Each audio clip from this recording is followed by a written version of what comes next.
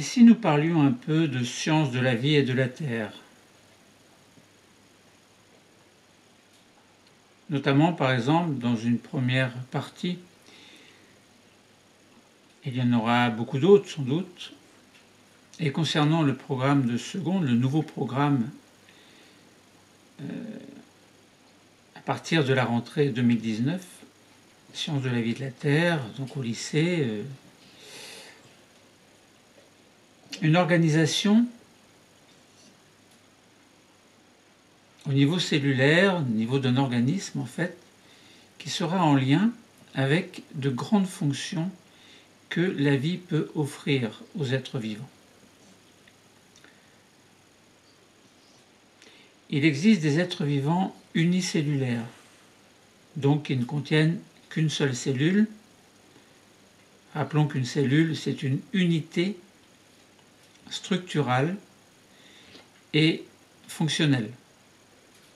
Alors la fonction est assurée par un métabolisme. Alors s'il s'agit d'un être unicellulaire, le métabolisme sera dans cette cellule unique.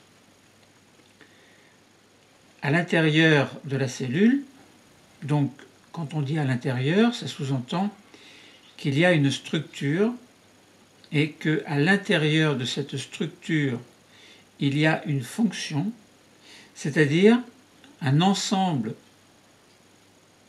de réactions chimiques qui conduira à la vie de la cellule. Cet ensemble de réactions chimiques s'appelant le métabolisme.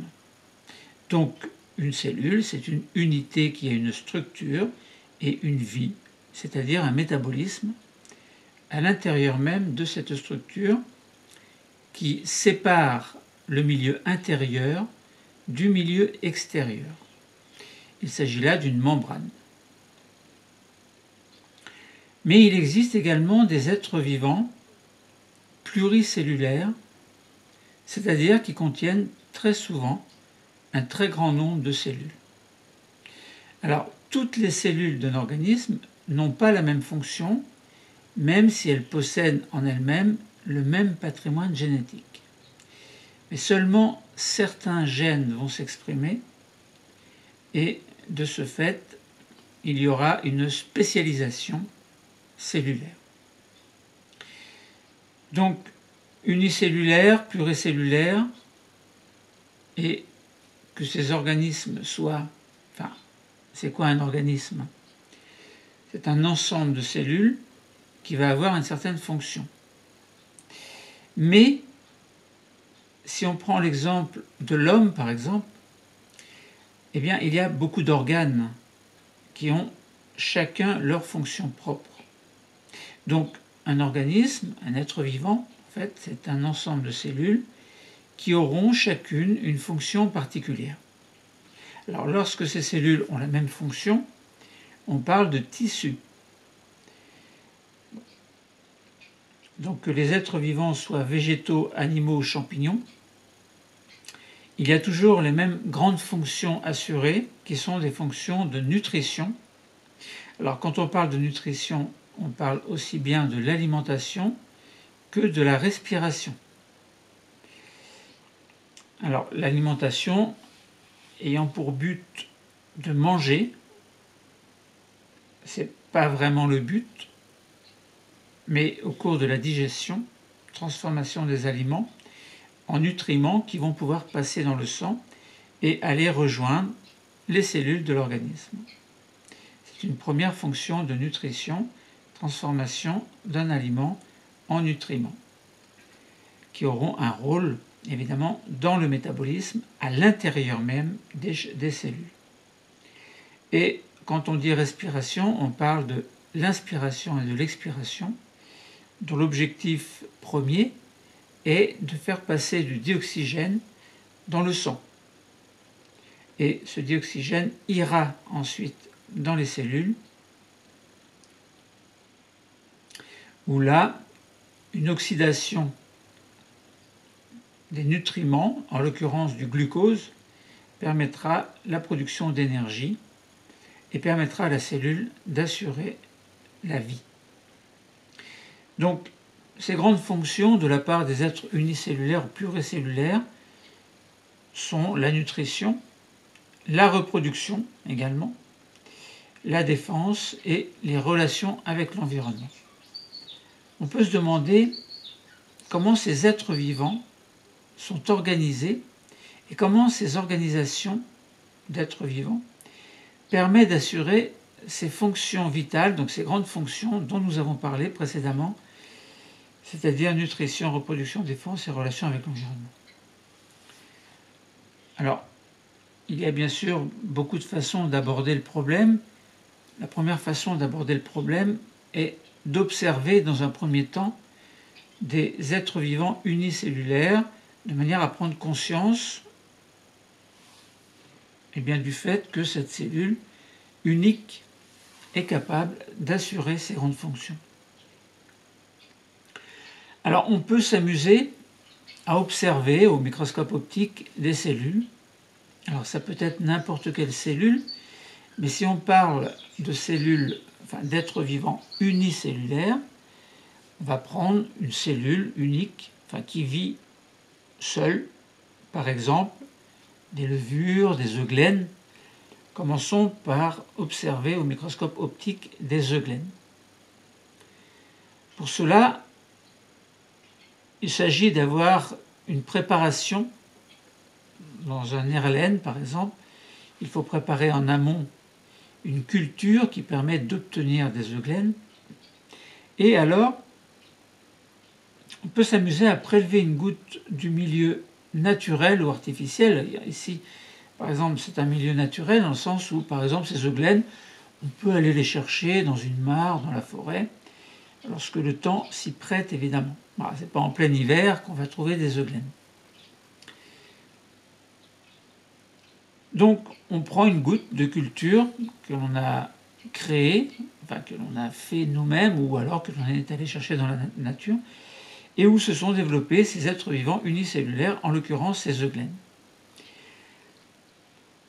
Alors, les euglènes, c'est quoi? C'est un être vivant unicellulaire. Déjà, et quand on regarde bien, il est vert. Vert, ça fait penser tout de suite à photosynthèse, chlorophylle, chloroplaste. Bon. Donc, l'euglène, c'est un être vivant unicellulaire qui vit dans des eaux douces et des eaux claires. Alors, on ne va pas trouver d'euglène dans la mer. Et par exemple, allez vous promener dans la forêt, il y a une petite mare, c'est plus ou moins vert, il y a des lentilles, il y a des ceci, il y a cela. Et on peut voir quelquefois des êtres vivants se déplacer très rapidement, donc des petites cellules se déplacer très rapidement, et bien ce sont des euglènes. Alors la façon de les repérer, elles sont vertes. Donc une euglène, elle est capable de produire de la matière organique, puisqu'elle est capable de vivre toute seule. La matière organique, c'est quoi? Ce sont glucides, lipides, protéines, globalement. Donc, elle est capable de produire sa matière organique dont elle a besoin grâce à la photosynthèse et en l'occurrence grâce à des organites que l'on appelle des chloroplastes et qui, eux, vont assurer la fonction de photosynthèse, c'est-à-dire la production de matière organique en rejetant, entre parenthèses, du dioxygène. Et cette euglène se multiplie par division dans le sens de la longueur. Bon, donc si on observe une euglène, évidemment, qui se balade dans une mare, on ne verra peut-être pas les euglènes en train de se diviser. Bon, voilà. Donc on voit, si on regarde d'un petit peu plus près, au microscope optique, on voit un flagelle, signe que les euglènes sont capables de se déplacer. Alors, pour aller chercher ici et là les nutriments dont elle aura besoin. On voit du vert. Donc ce sont, on l'imagine en tout cas, des chloroplastes. Et on peut distinguer, mais bon, il faut avoir certaines connaissances pour être capable de dire ce que je vois est un noyau. Et le noyau contient le matériel génétique dont nous parlerons dans d'autres cours. On peut s'amuser à observer également des levures. Alors, je vous ai dit tout à l'heure, les euglènes sont des algues unicellulaires. J'ai oublié de vous le dire. On peut s'amuser à observer également des levures. Les levures sont des champignons unicellulaires, microscopiques évidemment, donc on regarde au microscope optique, et une levure va se nourrir en prélevant des nutriments dans son milieu. Elle se reproduit par bourgeonnement, donc, et non pas longitudinalement, comme dans le cas des euglènes. Donc, si on regarde au microscope optique, on peut voir des levures que l'on cultive dans un Erlen, par exemple, qui est dans un milieu nutritif, en fait, et on peut observer très facilement des petites sphères, des petits ronds, en fait, qui sont bien des levures. Alors on imagine, on regarde, on se dit, il y a ici le cytoplasme, ici on imagine le noyau, membrane cellulaire, une paroi protectrice. Bon, il faut avoir certaines connaissances pour être capable de dire que ceci est cela. Ensuite, après avoir observé des êtres vivants unicellulaires, on peut regarder des êtres vivants pluricellulaires, notamment prendre conscience de l'organisation de certains êtres vivants pluricellulaires. En l'occurrence, nous allons prendre l'exemple de l'homme et l'exemple d'une plante. Alors, en ce qui concerne un être humain, par exemple, on voit que un corps est formé par de nombreux organes. Un des organes importants, puisqu'il nous met directement en relation avec le milieu extérieur, est la peau. Alors, la peau, elle a un rôle de défense. Bon, il n'y a pas que ça. Ensuite, on peut voir l'utérus. L'utérus, son rôle, c'est d'accueillir un enfant, donc un rôle dans la grossesse. Le cœur, qui est un autre organe, et dont la fonction est de pomper le sang. Donc, le sang arrive au cœur et repart du cœur. Alors, le mécanisme sera expliqué dans un autre cours, mais le rôle du cœur est bien d'assurer la circulation du sang à l'intérieur de l'organisme dans des vaisseaux que l'on appelle des artères et des veines. Les poumons, qui assurent une fonction de nutrition que l'on appelle la respiration pulmonaire, inspiration, expiration, l'inspiration ayant pour but de faire passer l'oxygène dans le sang et l'expiration de rejeter, entre autres, le dioxyde de carbone à l'extérieur. Les glandes mammaires, dont le rôle est de produire du lait lorsqu'il y a eu un enfant, le cerveau, donc de la communication nerveuse, les intestins, l'estomac, rôle dans la nutrition, les reins, rôle de fonction rénale, c'est-à-dire le rôle de la fonction rénale, du rein, c'est d'assurer la filtration du sang. Et voilà, donc on pourrait énumérer encore d'autres organes. Alors chaque organe est constitué d'un nombre très important de cellules qui ont tous la même fonction, et l'ensemble des organes fonctionnels dans un corps humain donne ce que l'on appelle l'organisme humain, donc le corps humain. Alors, des anomalies, bien sûr, de ces organes peuvent conduire à des problèmes plus ou moins importants. Observons maintenant les divers organes d'une plante. Alors, on peut prendre par exemple un pied de tomate. Alors, la tomate, c'est le fruit. On peut regarder la fleur, on peut observer une fleur de tomate, de pied de tomate en tout cas, où l'on voit qu'il y a... alors, il faudrait observer au microscope, faire une dissection, par exemple, d'une fleur, pour s'apercevoir qu'il y a différentes parties, les sépales, qui souvent sont vertes, les pétales, qui sont souvent colorés pour X raisons, entre autres, la coloration permet d'attirer certains insectes qui vont intervenir dans la pollinisation. Côté masculin, on peut voir des étamines. Côté féminin, un pistil avec un ovaire et des ovules à l'intérieur. Donc voilà pour la fleur qui a un rôle bien précis, c'est celui de pouvoir permettre la formation d'un fruit, par exemple ici la tomate. Donc on voit qu'il y a donc des fleurs, des fruits, mais il y a également des feuilles. Le rôle des feuilles, c'est de produire de la matière organique par photosynthèse. Et cette matière organique, qui est produite par les feuilles, va se former dans des organites que l'on appelle les chloroplastes. Et ces chloroplastes, dans ces chloroplastes, donc la matière organique est produite, puis est diffusée au cours de la nuit, par exemple, dans tout le reste de l'organisme de la plante, à travers des vaisseaux conducteurs de sève. En l'occurrence, ici, la matière organique est transportée dans de la sève élaborée, alors que l'eau et les sels minéraux qui proviennent du sol sont, eux, transportés dans une sève que l'on appelle la sève brute.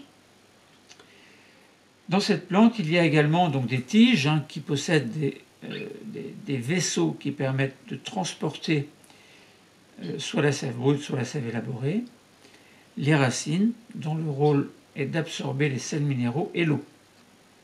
Donc nous voyons que ce soit chez l'homme, n'importe quel organisme animal ou végétal, il y a des organes qui ont des fonctions précises, dont le rôle, dont le but est d'assurer les fonctions vitales, entre autres d'assurer les grandes fonctions de nutrition que sont la reproduction, la nutrition en elle-même, la reproduction, la défense de l'organisme et les relations avec l'environnement. Alors, on n'a pas mis tellement l'accent sur la nutrition, la reproduction, défense et relations avec l'environnement. Simplement, là, on voit de manière globale un petit peu les éléments, notamment chez un organisme unicellulaire et dans l'exemple de deux organismes pluricellulaires. Donc, nous avons pu établir un lien entre l'organisation des êtres vivants et la réalisation de grandes fonctions. Donc, nous avons observé des cellules, des différents organes également,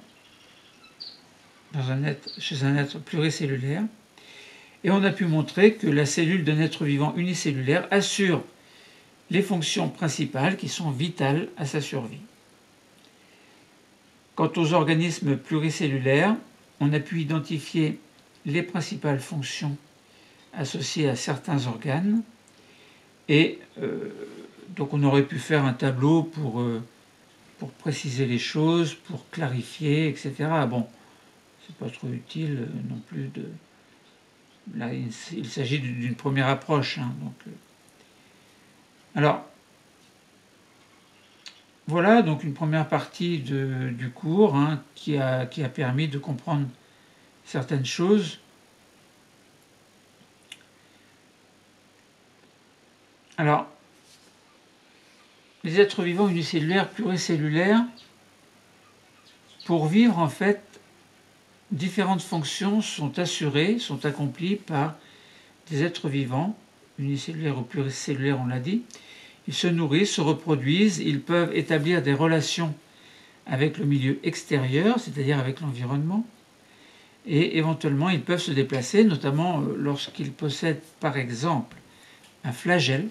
C'était le cas des eugléennes, donc ces algues unicellulaires, qui pouvaient se déplacer dans les petites flaques d'eau ou les petites mares, de manière à aller chercher ici et là les nutriments qui serviront à leur vie.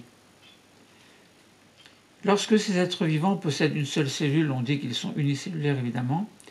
Alors, ils ont différents aspects, ils ont des points communs, et en tout cas, toutes les fonctions sont assurées par cette cellule unique. Concernant les organismes pluricellulaires, les fonctions sont assurées par différentes structures que l'on appelle des organes et qui ont une fonction, qui ont la même fonction, enfin chaque cellule de cet organe a la même fonction que ses voisines. Ce sont des fonctions de spécialisation. Donc chaque organe est spécialisé dans une fonction précise et l'ensemble des organes forment évidemment ce que l'on appelle l'organisme. Donc que ce soit le cerveau, le cœur, les poumons, l'estomac, les muscles, les gonades, etc., les organes sont souvent regroupés en ce que l'on appelle des appareils. Chez les plantes, alors oui, appareil, donc on peut dire appareil digestif, appareil circulatoire, appareil nerveux, donc système nerveux, appareil digestif, circulatoire, reproducteur, etc. Chez les plantes, c'est un petit peu le même principe, sauf qu'une plante est une plante et n'a pas les mêmes fonctions qu'un être humain. Donc les racines, les tiges, les feuilles, les fleurs, les fruits même assurent autant de fonctions différentes. À noter que les fleurs, les fruits et les graines sont spécialisés plutôt dans la fonction de reproduction. Voilà, ce que l'on peut retenir, c'est que chez les organismes unicellulaires, toutes les fonctions sont assurées par une cellule unique, alors que chez les organismes pluricellulaires, les fonctions sont assurées par différents organes, donc qui sont un regroupement de cellules qui ont toutes la même fonction. On parle de tissus également. Bon. Et chaque tissu, chaque organe est spécialisé dans une fonction particulière.